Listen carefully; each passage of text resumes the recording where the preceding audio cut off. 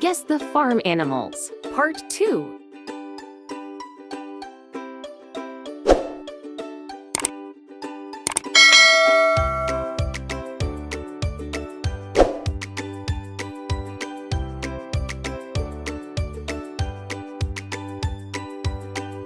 Game mechanics. 1. Read the clues carefully. 2. Guess the farm animal.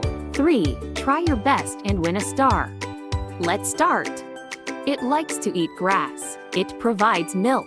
It's a big farm animal. It makes the sound moo. Very good. It's a cow. It has feathers. It can lay eggs. Its baby is called a chick.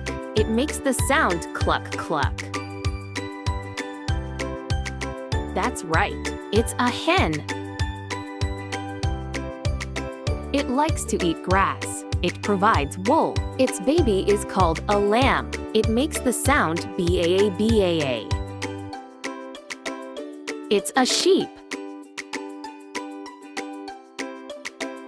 It has feathers. It has webbed feet. Its baby is called a duckling. It makes the sound quack quack. It's a duck. It runs fast. It can be ridden. Its baby is called a foal. It makes the sound neigh. Yay! It's a horse.